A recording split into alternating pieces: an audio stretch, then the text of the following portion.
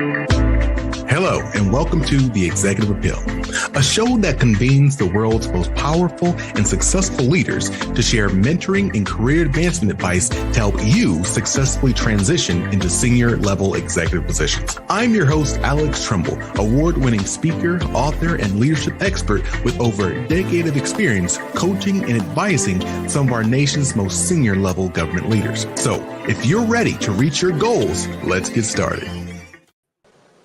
Hey, welcome, you amazing, ambitious leaders, to another power-packed episode of the Executive Appeal Podcast. I'm your host, Alex Tremble, and I am thrilled to have you join us today because this is the podcast where we go beyond the ordinary, moving past the cliches of just work hard to actually uncover the true secrets of success in the executive level positions. And, where I want to do, I'm going to pause this for a second. This is going to sound a little different because it is going to be a little different. What we've been doing is we've been collecting feedback and thoughts and ideas from all of you for the last few months.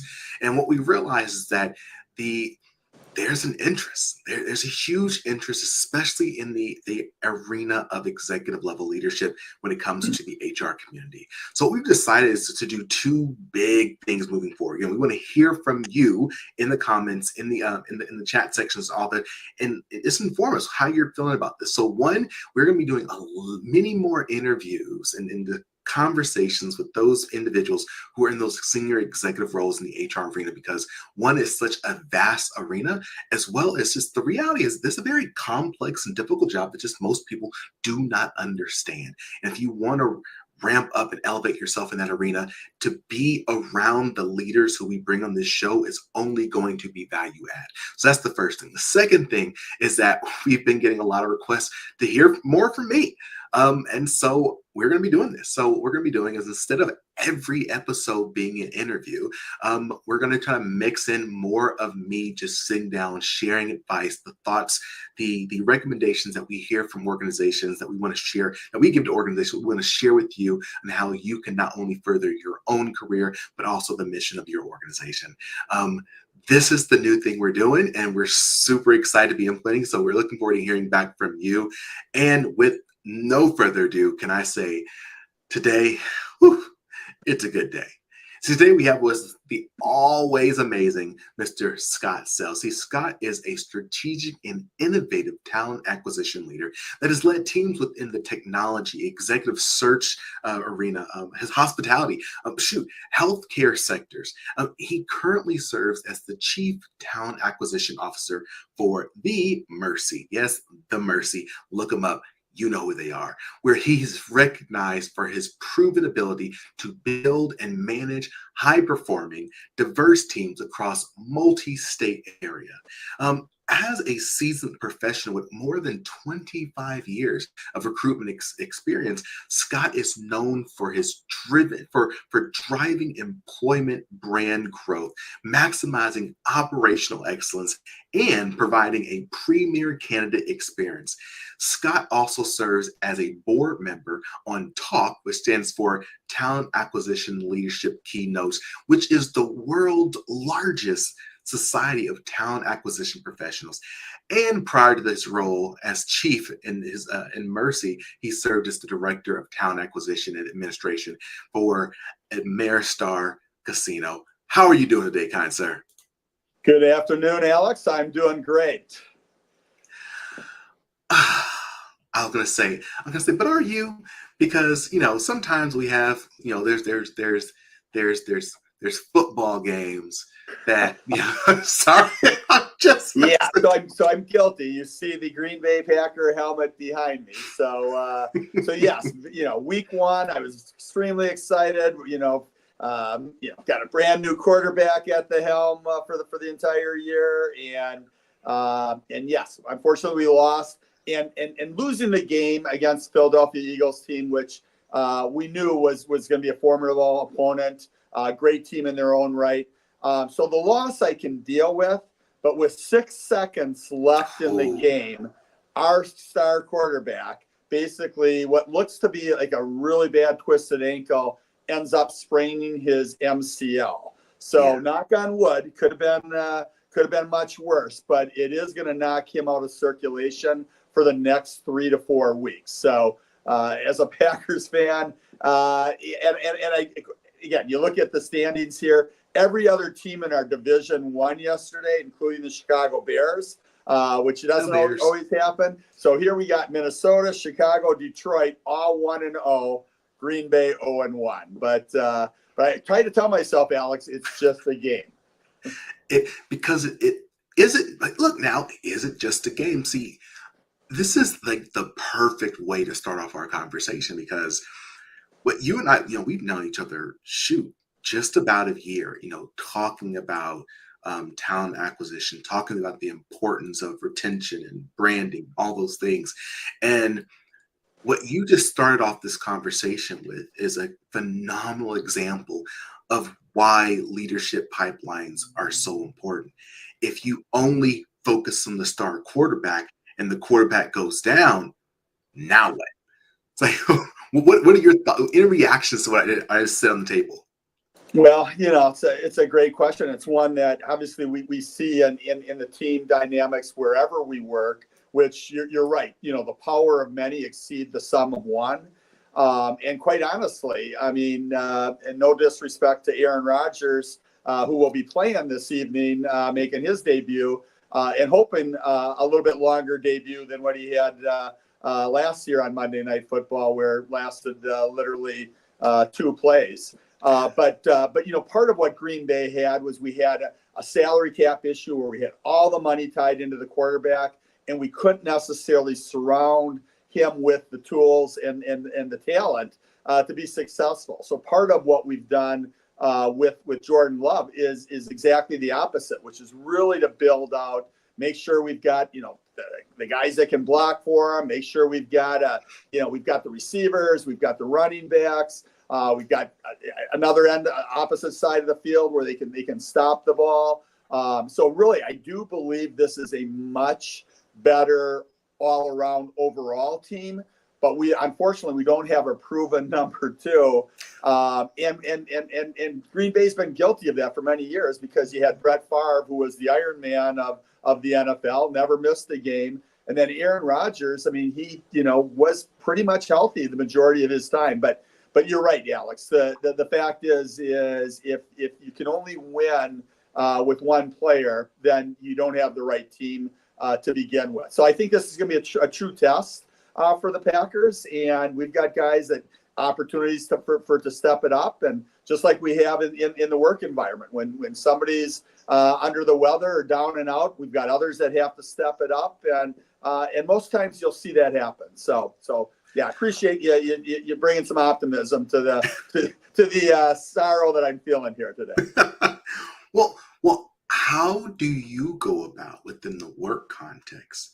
How do you go about making the case that, yes, we have a star player right now, and yes, we are investing heavily in this star player. This executive oversees this, or this leader oversees that, and they are phenomenal. How do you make the case that, everyone, we need to be investing and find that next person. We need to be growing that next person. How do you make that case when there's so many resources and all the attention is already being geared towards a particular 1, 2, 3, 4, 5 people?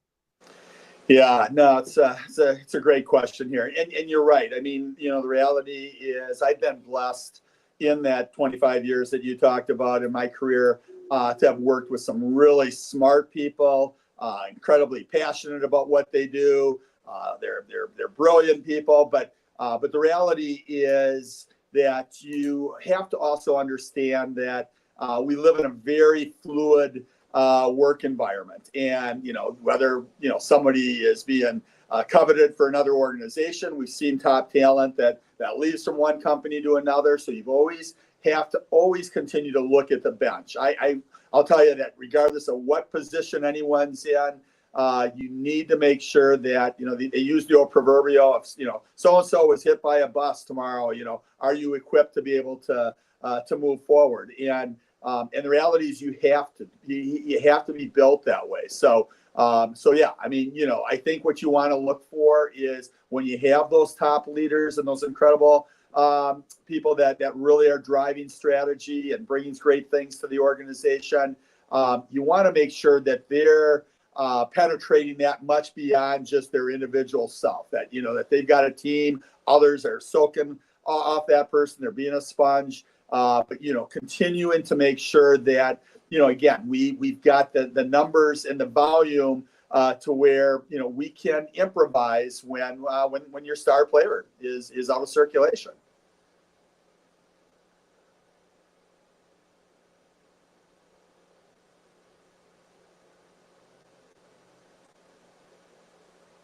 Oops, Alex, I'm unable to hear you right now. You know what? See, it is how many years past COVID and we're still forgetting to unmute ourselves. This is ridiculous. Imagine unmuting yourself when you're in person. So you just shared a lot. Again, that's kicking us off, I think, in a really great direction. One of the things that popped in my mind, though, is you talked about being able to work with really, really wonderful people and being consistent about having that bench. And past practices, when we work with organizations and helping them develop their succession planning and their leadership pipelines and so on and so forth, back in the day, it felt like it was a little easier because you could say, you know what? Scott is going to be that guy. Let's be very intentional about building Scott, giving him those experiences, those opportunities, make sure we're connecting him with the right people. So when the opportunity comes, we just move him right up in there. And then there's Tanya. They're very intentional. But like you said, we live in a much more dynamic and fluid environment where people move much more often. And so it seems like, and this is the approach that we take when we're working with organizations, instead of identifying Scott, instead of identifying Tanya, it's a larger swath of individuals that you're trying to make sure are getting those experiences. That you're, and from a recruitment standpoint, maybe it's even a larger swath of individuals that you're just building those initial relationships with. So then when there is an opportunity, you can come and bring them in. Yeah, and I would, add there, Alex. I mean, I think part of what I certainly have seen through my career and transition is, I think earlier on in my career, people could live sort of within their silos. Like, hey, you know what? We're going to hire Scott. We want him to be, talent acquisition. Everything's focused recruitment. If he's doing great there, and then we'll put, Susie next to Scott, and she's going to be focused on training. We're going to give her everything she needs to be. And everybody was sort of working in these silos. But the way organizations have really morphed today is those walls have been broken down. Like what impacts and what's taking place in that development space impacts what's happening in the recruitment world and vice versa. So I think, for us to be better business partners, you've really had to sort of break down those walls. So I think that, for us, the more we can know about others, still having that expertise within the area that you're in, but knowing that how does that correlate with every other aspect of the organization only makes us better. Well, I mean, but you're so right. And what you're talking about, and I'm going to use this word, I'm sure this is not the right word, the word you would use, I'm going to talk about it in a second. It's almost like cross-training, right? Exposing people to different areas. And I think like you said, once you get to certain levels, it just becomes more difficult to spend the energy and time to know what the other area does, because your area is so big, is so vast, so complex that you're just focused on your just your piece of the pie. And so it almost like it becomes even more, I'm not saying you shouldn't do that, but it almost becomes even more important that as you have those individuals that you see rising up the ranks, use those opportunities to have them do short temporary assignments over here or work on certain task forces over here where they are exposed to different people, different things, before they're in the place where it even becomes even more difficult to spread them apart, Yeah, no, without a doubt. I mean, I think like many of us, you think about yourself earlier in your professional career and myself. I mean, it was one of those things that you really don't know what you want to be when you grow up. So I think the more exposure and versatility that you can tap into, the more it opens one's eyes. I mean, I can say, and again, I've done this 25 plus years. I didn't go to school saying, you know what, I'm going to go into recruitment. I'm going to be a recruiter.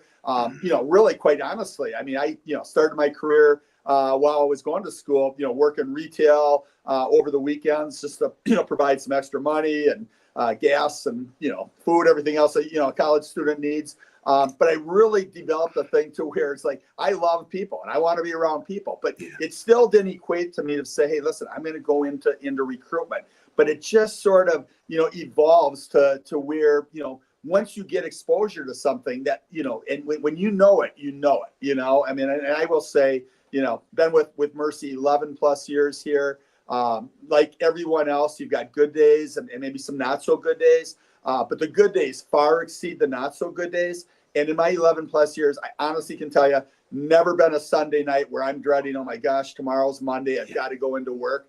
And I know not that everybody doesn't feel that way. So I'll tell you that, I mean, it's important to as you're getting that exposure in your career, the more you can get, getting different alignment with in terms of trying different things. That's where you're really going to be able to see, hey, you know what, this really speaks to me. This job, not so much, So I think there's great value in allowing people to try different things, and then as a leader, really set that coworker up for success based upon their natural strengths and talents. And and you and I have talked a lot about that too, which is, it's one thing to say I've got the skills and knowledge to do the job, but do you have the passion? Do you have the heart for what it is that you have to do? When we know we put our coworkers in a position where they get to play to their natural strengths and talents, the beautiful thing is it never feels like work. It's you get a paycheck every 2 weeks, which is a real added bonus, but it never feels like work. There's another line of questioning I wanted to just kind of follow up on, but you said something that I feel like I need to say something about. So you talked about your peers. You mentioned coworkers. When you and I first connected, you introduced me to your partner, your business partner. And I'm not sure if I say her name, so I won't say her name, but you introduced me to your business partner, and I loved it because your business partner is someone who she helps manage your schedule, your time, your energy. And I still remember my old supervisor back in the day. He's a phenomenal supervisor, very senior to me. I was much lower in the totem pole. And whenever he introduced me when we were in meetings, he always said, my colleague. He never said, oh, this is my employee. This is my staff member. He always approached me and talked to me as a peer. And then that's what you do the same. And so where does that come from? And why do you think you felt, why do you think you chosen to use that type of language? Yeah, no, it's a really great question, Alex. I mean, I think for me, I think it goes back to, and I know it's so simple in concept, but not everybody necessarily executes it. But I really do believe it goes back to the foundation my parents instilled in me, which was to treat others the way you want to be treated.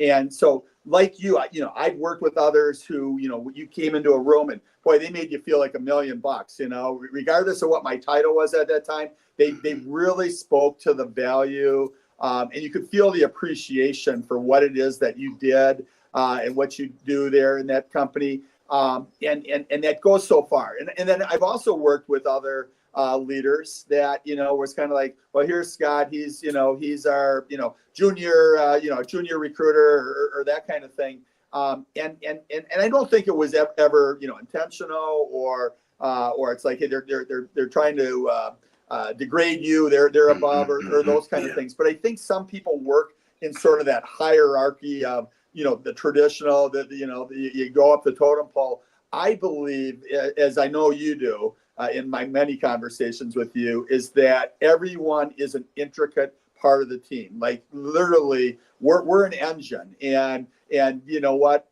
Regardless of who's leading that team, every one of those spark plugs in that engine need to be fired up. Now, if one spark plug isn't working and the other 5 are, you know what? The engine will still run, but it's not, either the gas mileage isn't as optimal or it's not as smooth of a ride. But when you have them all operating, at full capacity, so I think to answer the question, I just, the reality is it's not a self-serving thing for me to say, hey, this is my business.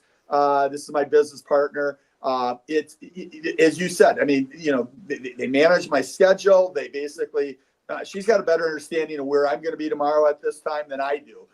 And that is incredibly valuable. And just the number of things that each one of these individuals bring to the table to make us a better person. And, and you, again, preaching to the choir here, but you as a leader who's built teams as well, you understand that as a leader, you're only as good as the people you surround yourselves with. So, so I look to make sure everybody is feeling valued, making sure that they're engaged. And if they're not having those things as a leader, I take it upon myself to what do I need to do to change that? Because very much committed, right or wrong, we spend more time in the workplace than we do at home. And you know what? I don't want anybody coming in feeling like it's a grind or, that it's becoming transactional. I want them to feel a real connection to the work that they're doing.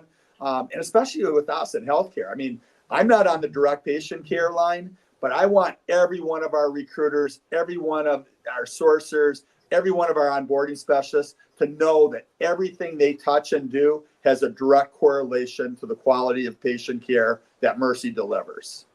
Absolutely. So, man, there's so many different directions. Well, I want to talk about, you talked about the passion and leadership. And one of the things that pops up that we end up teaching a lot through GVS Leadership Solutions is behavior change. And so like companies will come to us and I have a challenging issue, the employee engagement's down, lawsuits are up for discrimination or whatever it may be. And so they bring us in and say, look, can you just train some people some stuff and try to solve the problem that way. And yes, training is very, very important. But I want to talk about, I think it's really cool. When you're talking about behavior change, you're talking about actual change. There needs to be that intent, which is what Scott, what you were just talking about. You should want to create a working environment where every staff member feels appreciated and valued, right? So you should have that intent, but intent is not enough.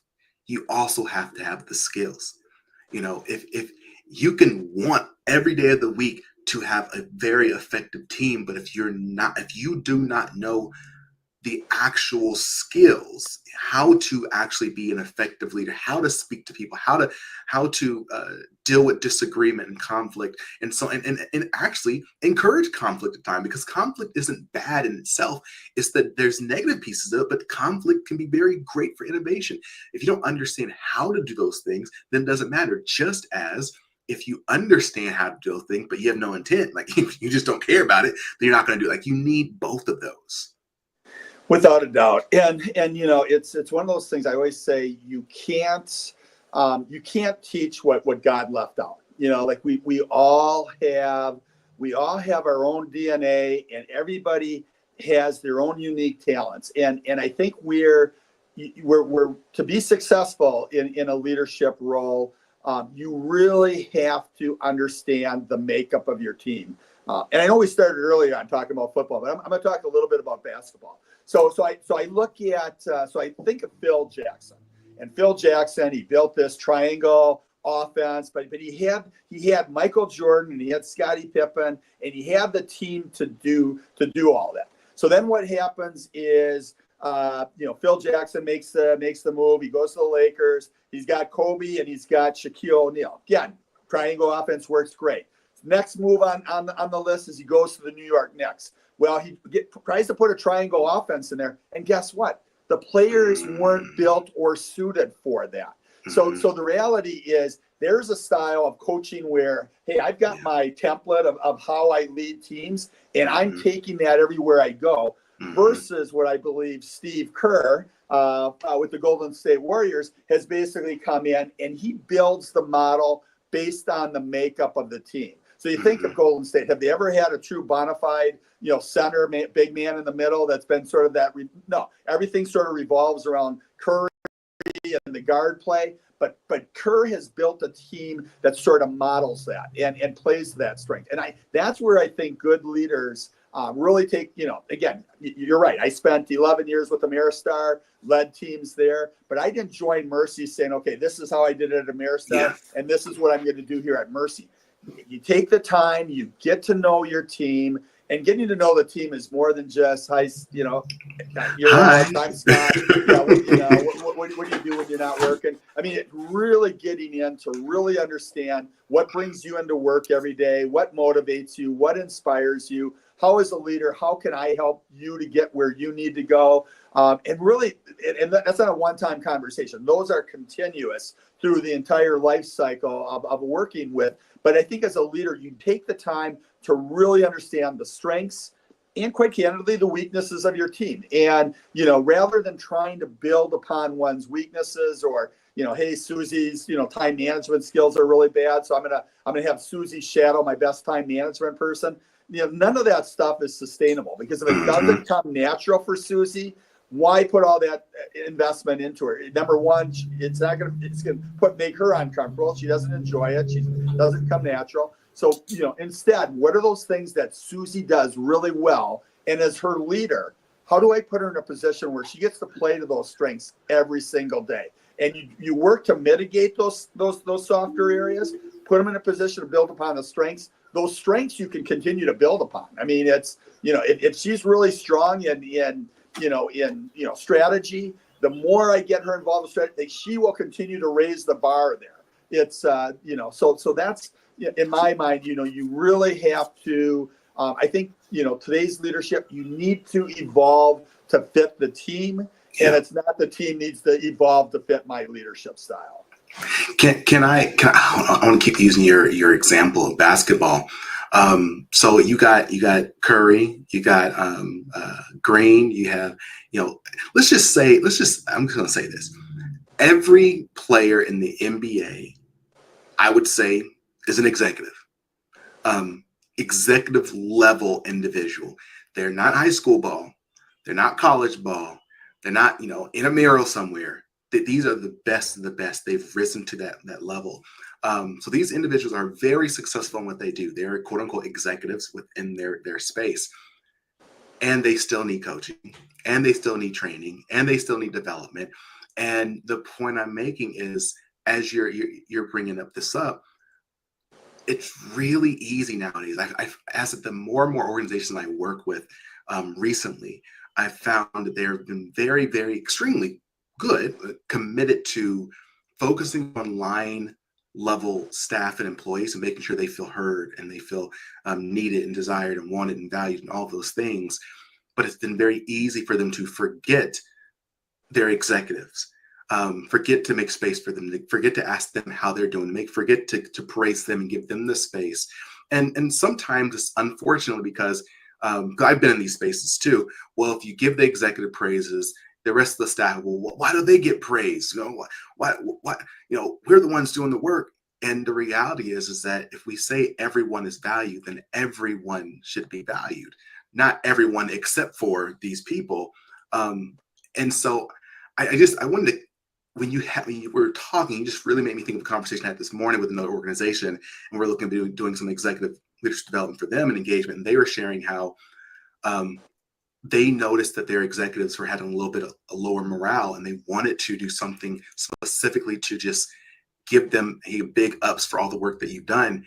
And they ended up not, because they were so much worried that staff would be upset that they were giving the executive props, Yeah, no, it's, and I would tell you that, regardless of where you are in the whole, org chart or what level, I think we all want to feel valued, and we all want to feel appreciated. And it's some of these people that you've come across, you're like, someday I want to be the boss, I want to be fully in charge, and I won't have to answer to anybody. I mean, I look at our CEO today, running a $10 billion organization, and the reality, he answers to our board, and you know what? And the board answers to our, to the Vatican. I mean, here within the Catholic healthcare space. So, so you never reach a point where there's no accountability. But I think your piece of, if it's, hey, we gotta show our coworkers, manager level and below, our appreciation, but you're not showing it above.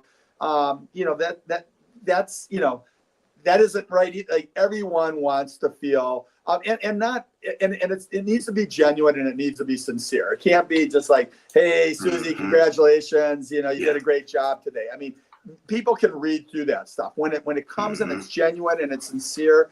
And and the piece with recognition is, we talked about getting to know your team and knowing their strengths. I mean, another part is understanding, how do they want to be recognized. I've got some coworkers here that would be very embarrassed if I'm like, hey, everybody, I've got Alex on the call today, and I want to thank Alex for, like, there's some coworkers that makes them very uncomfortable. So knowing how they like to be recognized. Some people love it in a group environment. Some people prefer it individually. But again, as long as it's sincere, as long as it's genuine, and it doesn't stop at any particular level. I mean, you know what? I mean, the person I report to, I mean, when there's moments that come out where I'm like, gosh, I really appreciate you for this, and I just want to say thank you, and your understanding with this means the world to me.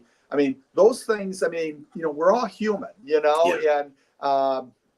again, I think it just goes a long way in terms of what you do and feeling part of the big picture versus, hey, I'm just, employee number, 3465 or something, Can I ask you slide in one last question before you start wrapping up? You are a senior leader. You're a senior executive within a large company. We have around 55,000. Correct. Yep. 55,000 employees. What is the best advice that you would want to share in regards to being an executive in that type of space, that how large your organization? What's the best advice you've received or you've given to someone else? Yeah, no, it's a really, really good question. And gosh, there's probably a number of things that come to mind here. I would tell you that in my mind, and I think this, some of it probably comes with professional maturity. Some of it's just part of the journey and the evolution. But as a leader, and I mentioned, prior to getting into recruitment, I was in retail. I was a relatively young leader. I mean, at 25 years old, I had two 40-year-old plus, assistant managers, and the reality was it never, for me, it wasn't, again, that, hey, I'm above them, or for me, it was that I needed them as much as they needed me. It was the synergy of all of us. But I think there was a time earlier in my career where I felt maybe the added pressure, and maybe some of it's professional maturity at that point, where I had to know it all. I had to be the know-it-all on everything. As a leader, they've entrusted me in this position. They've given me this title, and it was uncomfortable when you come to the conclusion that you don't know everything. And today, many years later, it doesn't. I'm not embarrassed to say that I don't know everything. That's the reason I surround myself with great people and great teams. Because I mean, if someone comes to me and says, "Hey, Scott, I need an answer to this," there was a time in my career where I might have just said, "Well, hey, this is what I'm thinking, and this is why I would do it," kind of more on the fly. Whereas today, I'm much more comfortable, Alex, saying, "You know what? That's a great question. Let me dig into that. Let me see what I can do and find out." So I think I think to get to your question here, what's the advice at the executive level? And I think this, again, applies for all levels, is be comfortable with who you are. Stay true to yourself. I think the one thing that, if you never compromise on integrity, as long as you're honest and you're truthful, and you stay true to yourself, you know what, people will accept that.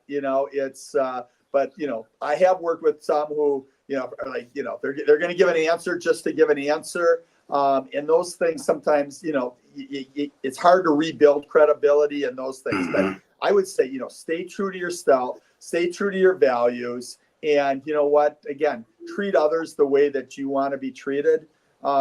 And you know what? I think I think it works out really well.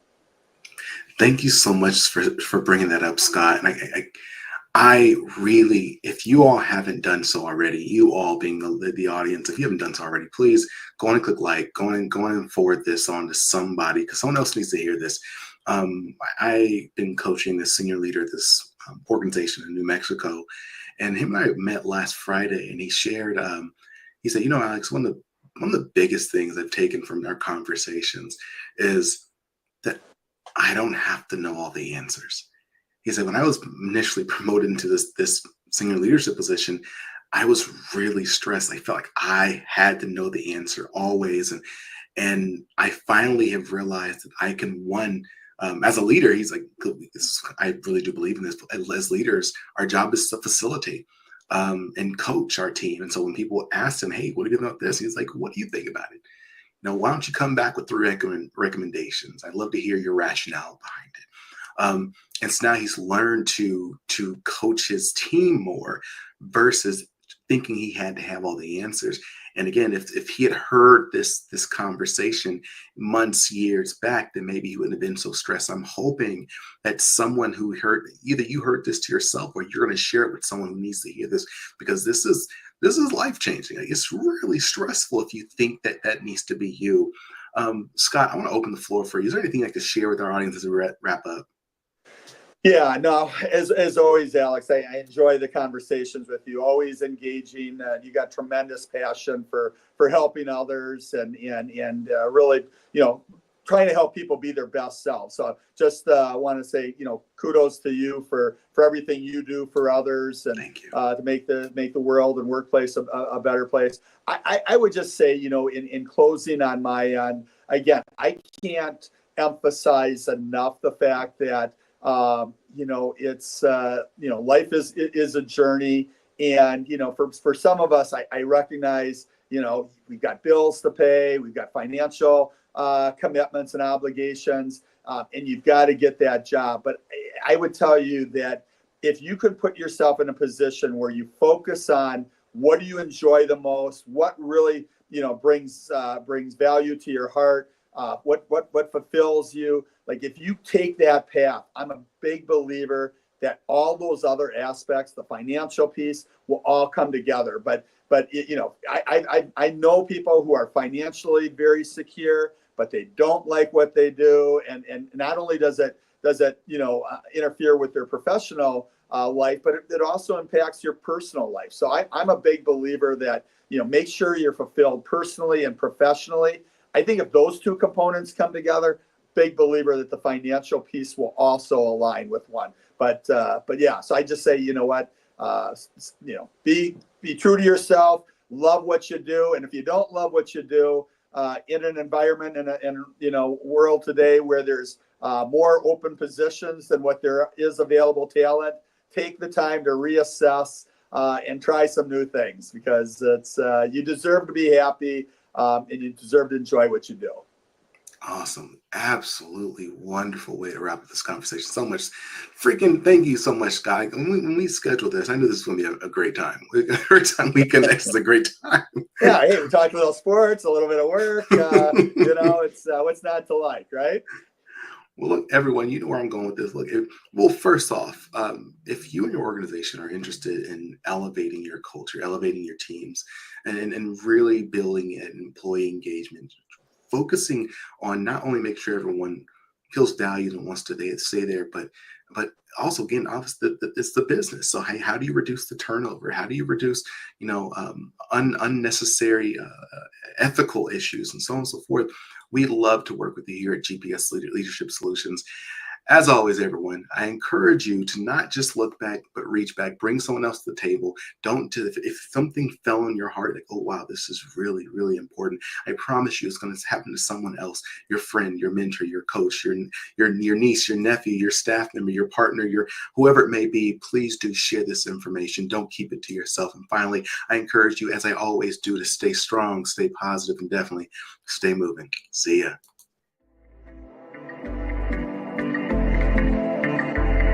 Thanks for listening to The Executive Appeal with Alex Tremble. I invite you to follow The Executive Appeal wherever you listen to podcasts. Follow me, your host, Alex Tremble, across all socials or via email for exclusive webinars, courses, and speaking engagements on continued topics of executive leadership. So until next time, stay strong, stay positive, and definitely stay moving.